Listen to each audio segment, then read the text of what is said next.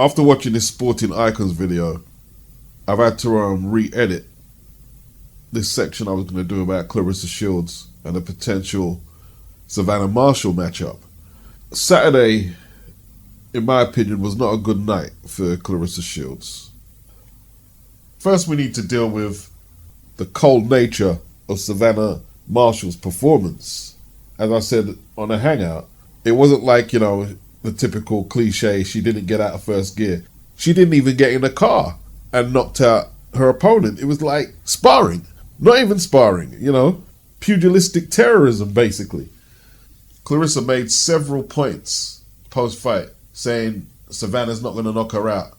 She was saying she wants Savannah to hit her with the same punch to prove she can take it. Paraphrasing. And then, it takes more than a knockout punch to beat her. She's an OG. But Savannah wasn't saying any of that post-fight. She wasn't talking about Claressa's not going to knock her out or anything like that. Right now, the threat is Savannah Marshall. And I'm not saying this means Savannah automatically wins. I'm saying right now, the person who looks more dangerous in the ring right now is Savannah Marshall. Now, I'm going to repeat, that doesn't mean she wins. If you were going to go by who looked more dangerous than when Tommy Hearns and Sugar Ray Leonard fought, it was Tommy, but Ray won the fight. For those who don't know the UK, the Northeast, it's a tough, rough area, right? Don't be fooled about the soft-spoken Savannah. The girls up there made the tough, hard stuff, yeah? After she knocked out her opponent, she immediately stared down Claressa Shields at ringside, immediately. Now, Claressa's a little shook. Her fan base is shook. I saw the tweets after. Oh, they better do a thorough check on the gloves and all this and that. And there better be VADA testing and all this shit here. Added to that, Claressa took the mic, I believe, and the Newcastle fans started booing her. Like, she must have known that beforehand, that they're going to cheer the Northeast girl and boo the outsider. The likes of Floyd Mayweather, how much times did he encounter that? He was the villain. Claressa knows what it is. Here's the truth. Claressa talks like a badass. She's talking it's going to be a wipeout. She talks like a badass. If you're a badass, a booing crowd isn't supposed to affect you. But Savannah's performance against someone who took Claressa the distance and was supposed to be the biggest threat of Savannah's career, and then the Newcastle crowd booing her after, I believe it has shook Claressa's resolve. And I stand by my assessment. When the crowd booed Claressa, it got to her. She said, "Wow, the fans in Newcastle are booing. Y'all should be grateful I'm coming through. I'm coming through to give y'all the fight that y'all want." Well, actually, it's a two-way thing, isn't it? Like, the fans pay, you fight. Everybody gets something out of the deal. Then, according to Sporting Icons, today, she doesn't want to fight in Newcastle. I guess the booing got to her. She wants to fight in London. She was talking about Wembley, but there's two Wembleys. There's Wembley Stadium and Wembley Arena. And if she's thinking that fight goes in Wembley Stadium, no. It could go in Wembley Arena perhaps, but not Wembley Stadium. Then the O2 was another option she liked. I understand why she'd want it in London, and I'm not totally against that because she's given up a lot to come over here, even though there's no promoter who would put on a fight like that for her and pay her like what she's going to get. Dimitri Salita, her promoter, certainly can't handle no business like that. And I understand, right? At the least, yeah, not have it in Newcastle where it's going to be very anti-Claressa Shields. I get that, but the money for that fight is in the Northeast, like Sporting Icons was saying. The money is in the Northeast. Newcastle Arena. Newcastle has been an important territory to Sky Sports. In recent years, Lewis Ritson, he brought it back to the Northeast, doing some big gates. He wasn't even European champion. I think he got to British title level when he was at 135. He brought it back. If Sky take that fight away from Newcastle, will they turn up to the O2, the Newcastle fans? I'm not sure they will. They'll have to be really dedicated fans of Savannah. They won't be too pleased about it, and it may well affect the sales. If you want to kill boxing off in that region and not do cards in the Northeast, Newcastle, for a little while, I don't think Sky should sacrifice Newcastle for Claressa Shields. They partly built Savannah Marshall on the Northeast shows on Sky. Why are they going to build her up and then throw the fight to London like that? If you can't take the boos, that shows weakness. Yeah? Chris Eubank used to get booed all the time he came in the arena. Like, I remember when he fought in Germany against Rocchi Gianni. Look, I was like, boy, that's hostile. He went to Ireland to fight Steve Collins. Hostility. That's how you prove you're a badass. Chris Eubank, when he went over to Cardiff to beat up Excuses. What's his name? Excuses. Chris said, I'm looking forward to the hostility. But he's not going to bring the women in his family to experience the vulgar language. But he went there and he handled business. Him and Roy. Now, I don't know if people want exemptions because she's a woman. Well, look, she self-proclaimed herself as the GOAT. Or the GWOAT, I should say. Ali's the GOAT. Ali took booing. Eubank took booing. Floyd took booing. You go, deal with the booing and fight. I guarantee you, security's going to be stacked. No one's going to get at her to physically attack her or anything like that. Right? It's just booing. I remember watching the media workout when Charles Martin was defending his IBF belt against Anthony Joshua. And he tried to take the mic and talk. And I was like, fucking hell, at least let the guy talk. But they just booed over everything he had to say. And that's just how it is when you're dealing with home territory. Saturday, I didn't put it out there on a tweet or anything like that, but I started to have doubts whether this fight was going to happen.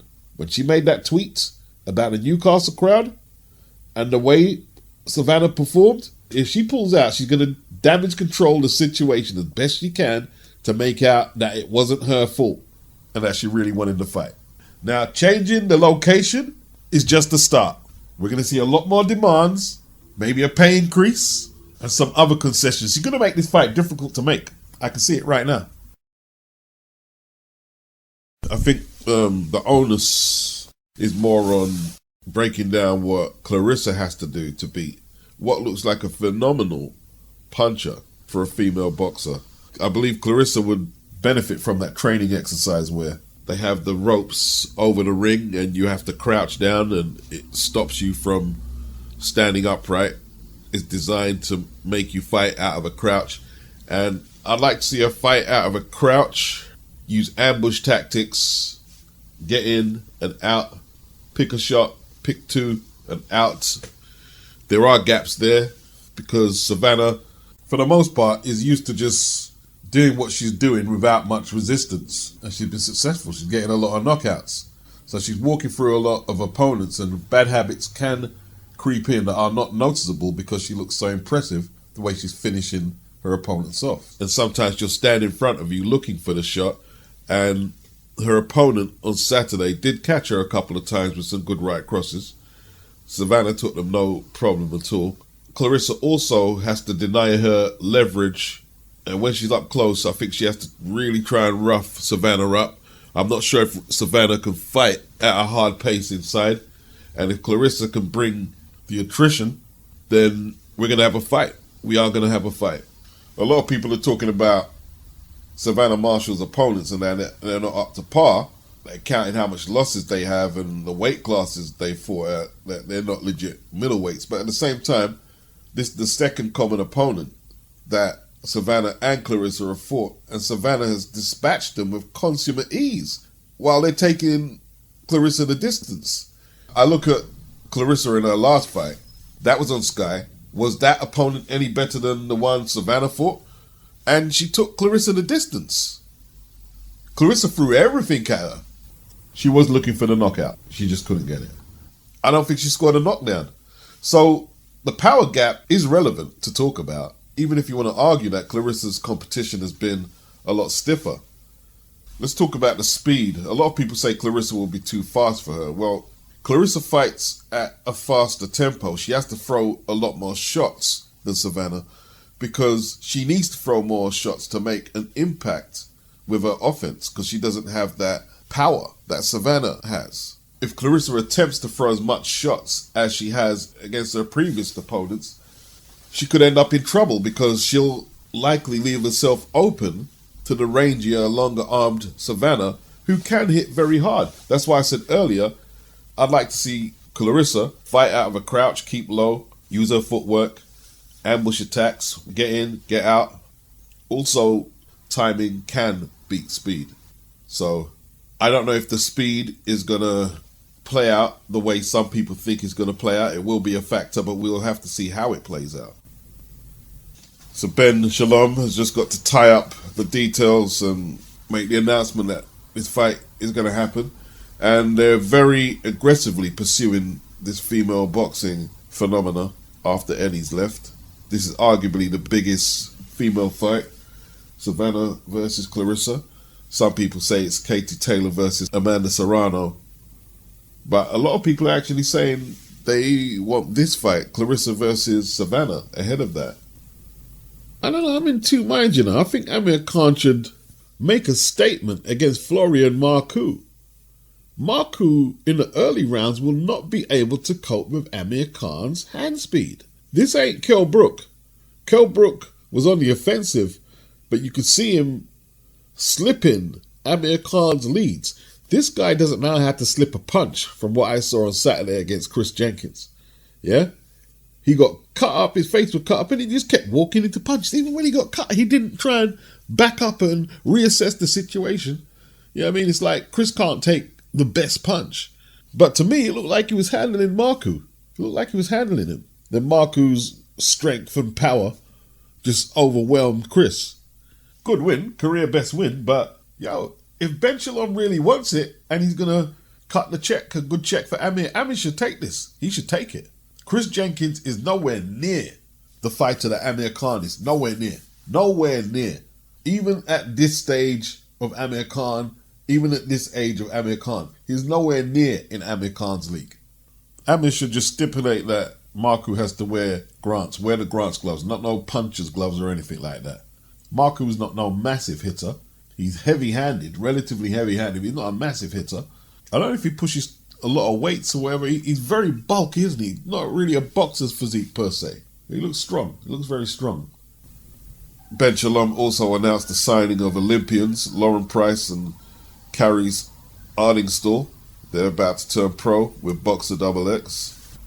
Lauren won gold medal, Carries won bronze. They're actually partners, you know, like together in a relationship. I didn't realize that. They also signed Caroline Dubois, whose body shots the other week looked particularly brutal. So they're trying to push Eddie out of that women's market, which Eddie thought he had on lock. But, you know, things change. Things done change. Ben, you better get Clarissa and Savannah's names on them contracts quick, because I have a feeling Clarissa is going to make this fight hard to make. Don't draw it out. Get the contracts in front of her ASAP. So Frank was supposed to deliver this undercard on Monday. Monday is soon gone. Now with Isaac Lowe against TBA so far, and less than 3 weeks to go, it could be a bit of a rush job. Can't Bob Arum send him some fighters over? I don't know. What is going on? They were talking about putting John Fury on there. Doesn't look likely Tommy's going to be on there. Surely with less than 3 weeks to go, they should have the bulk of the card announced. I could understand if they were still trying to tie together 1 or 2 fights, but this ain't the case. There will be an undercard. There will be an undercard. I refuse to believe that he's just going to go on there with Isaac Lowe and a TBA. It just doesn't make sense for a main event of this magnitude, and they want to sell pay-per-views. So you'd want to get all this straightened out and tidied up in a more orderly manner, not with 3 weeks to go. I don't actually believe Jared Anderson was ever going to fight on the card. I don't believe he was. I think all this he was injured. I don't think he was ever going to fight on the card. You heard Bob Arum with the World Boxing Super Series about, no, we're not going to put our fighters in a tournament to fight on other networks. Maybe they toyed with the idea of Jared Anderson fighting on that card, but Bob said, nah, bruh, you fight on ESPN for Top Rank. But it looks like Bob has done what he had to do to secure the purse bid, and it's up to Frank to supply the undercard. Frank hasn't been in no big events like this. He hasn't. Not recently. And we have to hope that he's up to the job. You know, like Lady Chan pointed out, AJ has had a couple of duff undercards, like the Vladimir Klitschko AJ undercard was duff. It was duff. But there was an undercard there, and regardless, it's still the highest selling pay-per-view event in this country. 1,500,000 plus. To rub it in, right? They want to charge $24.99 for Whyte versus Fury and haven't even announced a half-decent undercard yet. They're increasing the price and haven't announced the undercard. Like I said, if there was one or two fights that they were trying to put together with a couple of weeks to go, then fair enough. But, you know, I won't say too much. Let's let Frank get this week out of the way at least. Let's give him a chance to get the undercard cleared up this week. And don't nobody tell me about Frank Warren Hater, because I'm going to be paid for this out of my money. So I have a right to inquire what's happening with the undercard, right? Without anyone passing judgment about hating or whatever. Frank made good on his promise that there'll be no British judges. We got, is that the Italian flag there, Canadian flag, and what could be the Mexican flag at the end there. We got a British referee though, Mark Lyson. Looks like CUBA PULEV is making a home at TRILLER. He beat, was it Frank Muir there a few months back, and he's taking on Jerry Forrest on May the 14th. Forrest replaces Andrei Fedosov, who was previously scheduled to face PULEV. It's a good matchup actually, isn't it? It's a good matchup. I don't know what PULEV has left in the tank after he got battered by AJ. And Forrest arguably beat Michael Hunter last time out. Who wins that one? I think Forrest will beat him, you know. I think Forrest will beat him on points, but he might not get the decision. Forrest arguably beat Zhilei Zhang as well, didn't he? Well, they're saying there was no VADA testing. Now, I'm trying to understand this, right? Spence versus UGAS is for free straps, WBC included. Don't they have a clean boxing program? Shouldn't that cover at least some VADA testing? Now, Victor Conte is saying he asked Errol Spence and Yordenis UGAS directly, and TGB Promotions if they are doing VADA. He asked twice and no response. He says they may be doing VADA, so why the secrecy? Memo at Guru Science. Are we talking about Heredia? Memo Heredia? Memo is working with UGAS, and I guess people are saying that automatically puts him under suspicion. In my opinion, boxing scribes are afraid to ask for clean boxing. Your man Victor Conte. Is there something up at the PBC? What kind of testing is in place? There must be some kind of testing in place, surely, if it's not the clean boxing program. I mean, Pacquiao and UGAS, that wasn't for the green belt, so there'd be no clean boxing program. Maybe it was just the state commission doing testing. A lot of people are offended when Victor Conte speaks out because of his checkered history. But at the same time, with his in-depth knowledge of PEDs, he is an integral part right now in the fight against the usage of PEDs in sports. Yo, what up, Cuba? Yo, man. Hey. So no more stowaway boxers on boats leaving at midnight from Havana. No more going on international competitions and not returning. Having to fight to get your immigration status changed. It was quite messed up when... It's quite messed up when you see the Cuban boxers having to do that just so they can punch for pay. It was kind of messed up, them stories, wasn't it? Leaving their brothers and sisters and parents and kids and wives behind. And yeah, it's messed up. It was really messed up. But no more. Cuban boxers could now punch for pay without fleeing their homeland. The Federación Cubano de Boxeo are to allow pro boxing for the first time in 60 years. The plan is to allow the most notable amateur stars to turn pro as early as May. Boxers fighting in the pro ranks out of Cuba will be represented by Golden Ring Promotions. The intention is to stage at least 4 events through the rest of the year, as first reported by ESPN Deportes, Salvador Chava Rodriguez, who revealed that the series will air on ESPN Knockout.